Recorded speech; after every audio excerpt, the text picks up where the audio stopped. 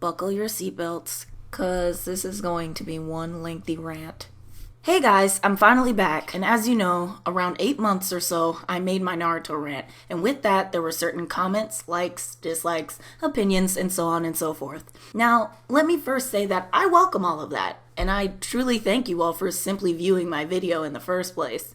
I would also like to state that when I rant, this is me expressing my opinion and rather angry point of view concerning content that either disturbed, confused, or bothered the hell out of me so much that I felt like talking about it. Now, I'm only stating this because it has come to my attention that random weebs and 12-year-olds with the mentality of a Down syndrome dog think that they can somehow dictate whether someone of a different existence, entity, and being can or can't have an opinion formed by their own thoughts and feelings. Oh, so you think you could have an opinion that isn't similar to my own?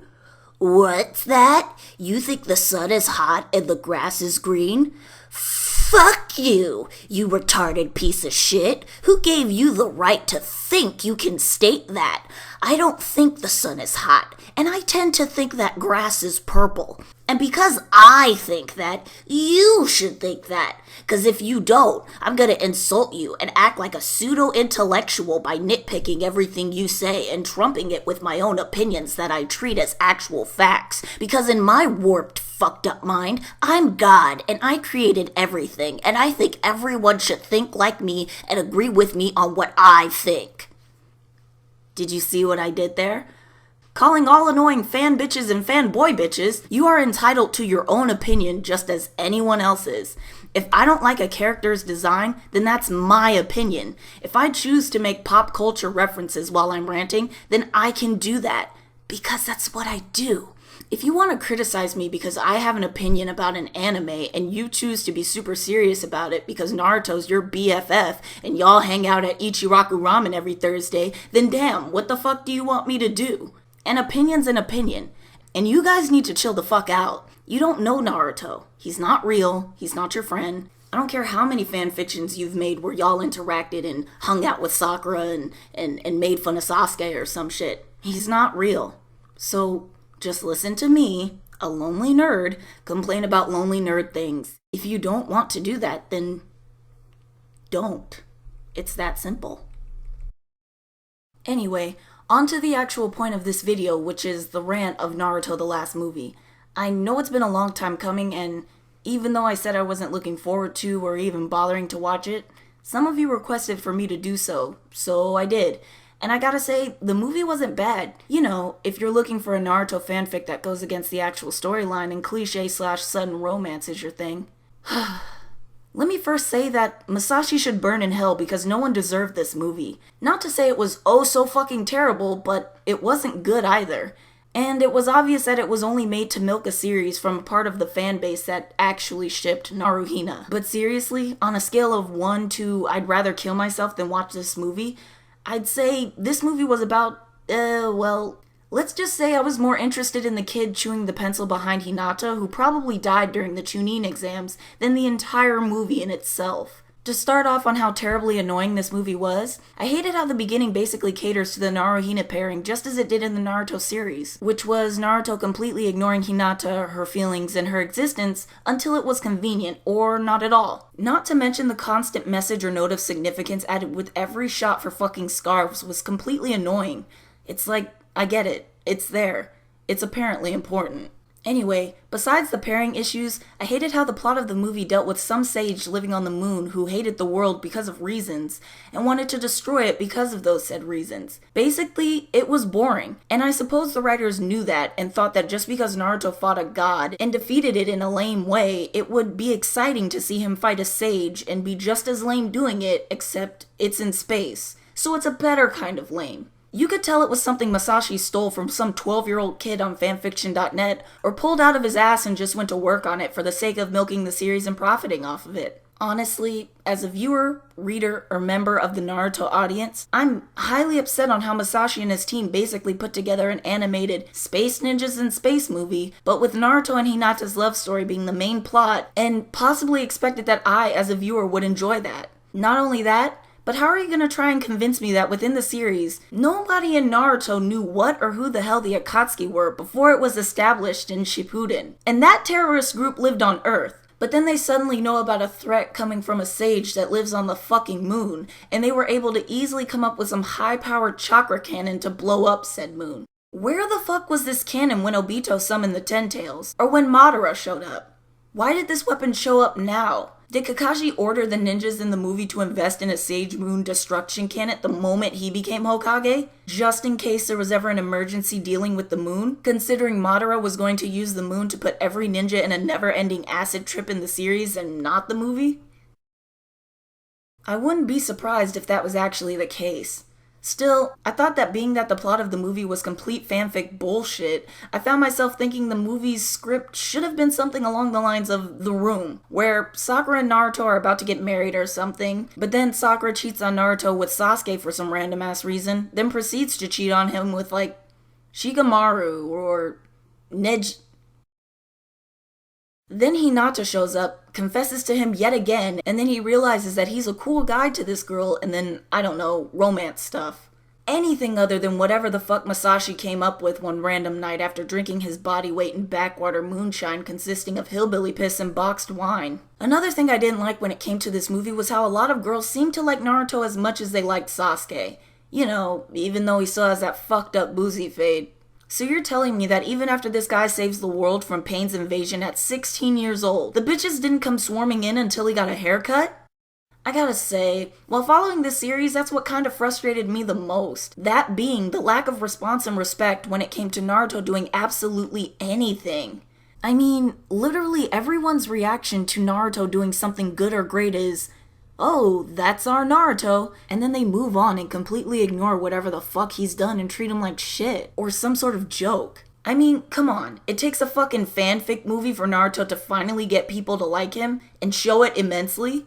Bitch, please. Masashi knows he treated Naruto like shit for years, so now he wants to make it up in the fake, kinda canon but not canon movie by drenching this nigga in random ninja hoes? Fuck you, Masashi, it's 20 years too late. Just fuck you. And yet another thing that subtly bothered me was the fact that even though Hinata went through that entire Ninja War lovers thing with Naruto, she still got this odd reason or obligation to be shy or completely reclusive around him.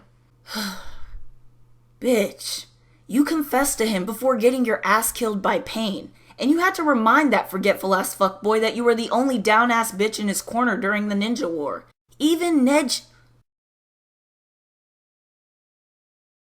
Even others piped in about that shit concerning your relationship, and yet you're still apprehensive or quiet about it. Like, what the fuck?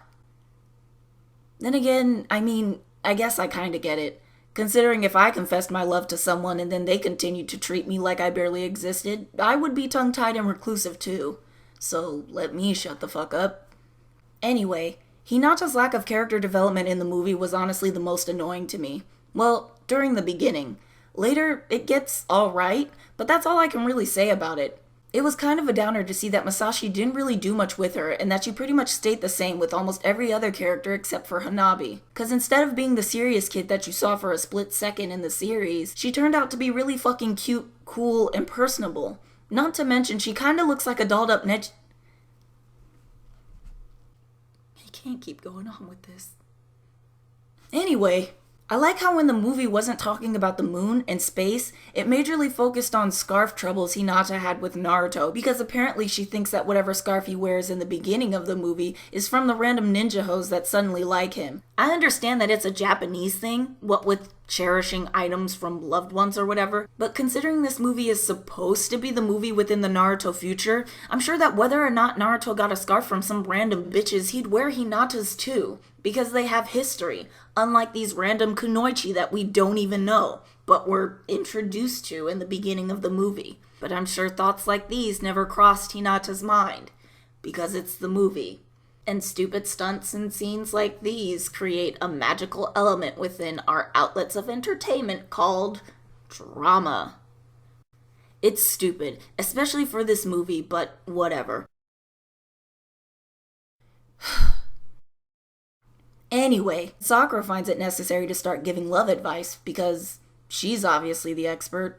Oh yeah, out of everyone or any girl in the series, I'm sure Sakura is the one with sound advice when it comes to love and relationships and all of that, considering hers was so perfect and she was always hanging out with her boyfriend more than Naruto since Team 7 was formed. The fuck out of here. I had no idea what Masashi was thinking when it came to that, honestly. Not to say it was a key role or played much significance in the movie, but to me, it just would have made more sense if someone else in a more sensible relationship was out in Hinata's corner giving her sound advice instead of Sakura. Don't know who would have been that specific person though.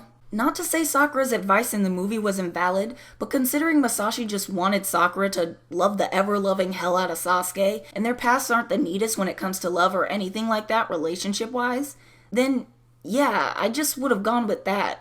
But in Masashi's defense, I could see how he'd want to have Sakura speak with Hinata on matters of love, cause he didn't really have any other girl or character in general speak on that. That being relationships, nor did the series pay much attention to anyone else except Naruto and Sasuke.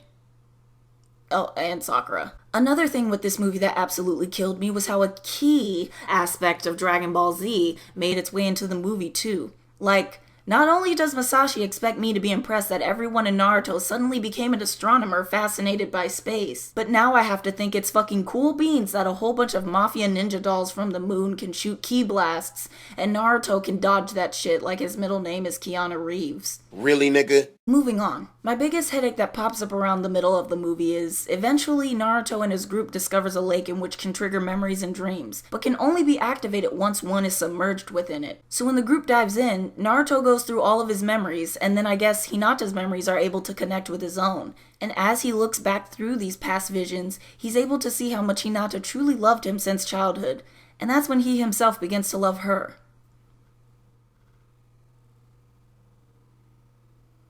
Honestly, I gotta say, this part got to me. This part got to me because it was, oddly enough, the most fucked scene in the movie. And I guess I, as a viewer, was supposed to take it in as romantic, cute, or exciting because my ship was actually sailing. But in actuality, I was pissed off as all hell instead. Bruh, you're telling me it took Naruto years, fucking anime time to movie time years to realize that what Hinata said during the pain fight was legit? That she really liked him, and the only way he could understand that is by falling asleep in some fucking dream water? Masashi, grab that shit and get the fuck out. You're telling me that Naruto can understand Sasuke's loneliness by watching and experiencing how much of an asshole the guy was to him and everyone else, but he can't understand that a girl likes him, even if she tells him point blank straight up to his face before charging into a life or death match against someone who destroyed an entire village? To defend him? The fuck out of here! Out of everything, I was so annoyed with this moment, and I took it as a bit of a personal attack from Masashi Kishimoto, cause at this point, nigga, you're insulting me. A former fan of your fucked story, and my intelligence when it comes to comprehending romance, nerdships, and overall pairings. Just, fuck you, Masashi. Fuck you and your warped sense of what you believe is romantic, and fuck you for milking this series. And a triple fuck you for literally making your shonen hero selectively dumb instead of naturally dumb like the characters that he was inspired by and became a lame-ass fucking trope. Like, I get that the good-hearted shonen hero that's absolutely likable because he's a fucking idiot is a cliche, but god damn it, it was funny when Goku and Gon did it. All other shonen authors, stop, because you're not doing it right. Also, stop writing or attempting to incorporate romance in your stories, because I repeat, you are not good at it. Leave it to shoujo authors, even though that shit's fucked within itself. Anyway, another of what I now believe is a trope where a female character tries to do anything but fails ensued, and made my headache digivolve into a full-on brain tumor. Cause it was a moment almost parallel to when Sakura kinda betrayed her friends to stop Sasuke but failed, however it was just Hinata's turn. Ugh. Like, I get it. It's your story, you can do whatever you want to it, but goddamn, what's the point of putting girl females in your story if you're not going to have them achieve or accomplish anything? I mean, your story barely has any fan service. The only fan service that's provided is made by a boy who turns into a girl. So really, what's the point? Whatever. Anyway, I gotta say, one thing that actually made me feel bad throughout the movie is 1, me watching it. 2, I'm pretty sure half those kids in the ninja class in the beginning of the movie died in the Chunin exams. And 3, the red scarf. That thing just kept getting fucked up. Everyone was ripping, clawing, and tearing at it like the scarf did people wrong. Like it was the bad guy. And honestly, I don't believe it deserved all that animated hate.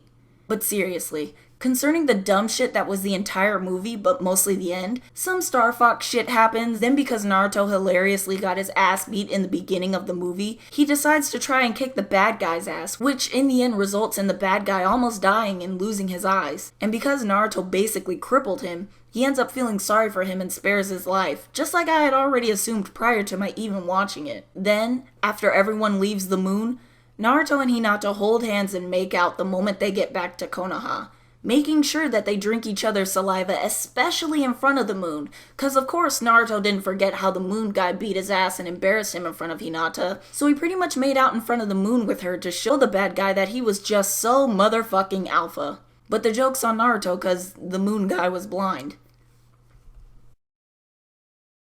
Now, really quick, I just gotta say, what the fuck was up with the big hype over the characters and their older last movie designs if they only got 1 second of cameo time in the movie and were pretty much forgotten after that second? Why was Sasuke on the cover if he only had 2 or 3 4-second scenes in the movie?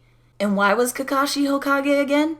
I thought I'd at least see one cool Hokage moment or epic Hokage fight scene from Kakashi during that movie, you know, like almost every other Hokage had in the series, but instead I got a Captain Kirk Kakashi sitting in a chair telling everyone what to do on the moon while he safely sits in a presidential suite on Earth.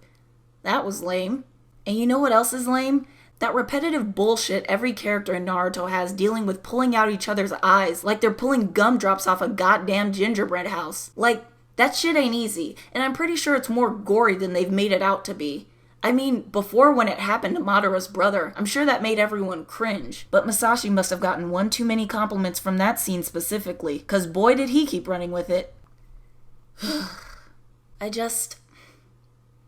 The last movie was so fucking dumb, and the ending was just so lame my skeleton almost left my body and my house entirely. Not because it was so corny, cheesy, and any other adjective that can be related to food, but because everything that was happening in the movie should have already happened in the actual series, and if not that, then at least half of it. Naruto telling Hinata that he loved her and all that romantic shoujo-esque bullshit should have happened right after he eventually ended up saving the village during the Pain arc. Like, the perfect moment would have been right after everyone was revived and cheering for Naruto and realizing that he was actually somebody that they should respect. Naruto should have looked around, spotted Hinata, and then the pairing stuff that happened in the movie should have gone on right there. It was a wasted opportunity that Masashi didn't have to necessarily play on for chapters to come, but it at least would have added some level of solidity to the entire story of Naruto from the Pain arc onward.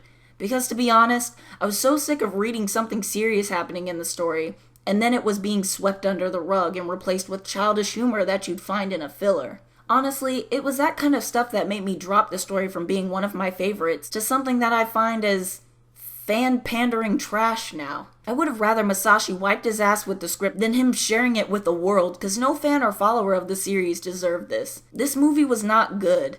I actually ended up watching the movie with Kid Lee kicking ass and being clumsy because that was the only thing that could lighten my spirits and believe that all was actually good in the world again. Still, fuck you, Masashi. And fuck this boringly cheesy lame-ass movie. Fuck Sasuke, and fuck Naruto's haircut cause that shit's still ugly.